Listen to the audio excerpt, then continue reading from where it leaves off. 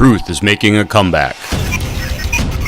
America's Top Stories with Lisa K. Donner. This week, the final growth figures for the first quarter of 2018 were released. President Trump has long said he would heal our sluggish economy. So how's he really doing on that score?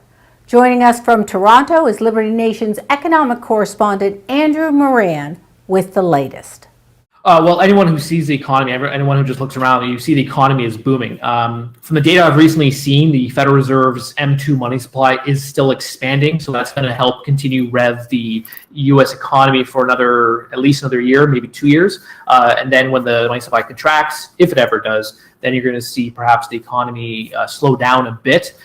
Trade inevitably will play a role in the U.S. economy, but monetary policy typically plays a much larger role, whether it's raising interest rates or unwinding the Fed's balance sheet or the printing of the money.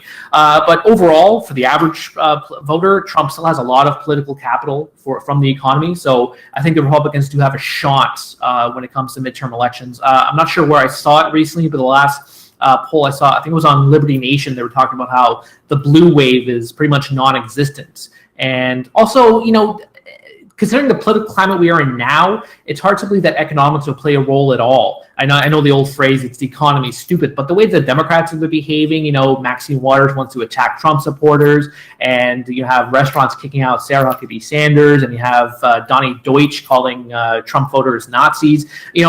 Trump could shut down the whole border and not allow any goods, and I think his base would still be solid just because they can't stand the elite attacking them personally and equating Trump supporters to Nazism or fascism. So the left is really digging hole into itself, because I'm pretty sure people are having somewhat of perhaps Trump fatigue, just because the way the media is constantly on his tail, and they're attacking him like they've never attacked any of the president before. It's worse than when they did it after Bush, and of course they were completely silent with Obama. So will the economy have a deal in the midterm elections? Maybe in some of the poorer states, the middle America states.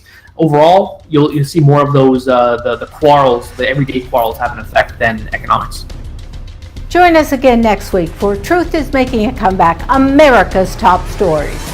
I'm Lisa K. Donner. Thanks so much for joining us. Click like and subscribe and visit libertynation.com today.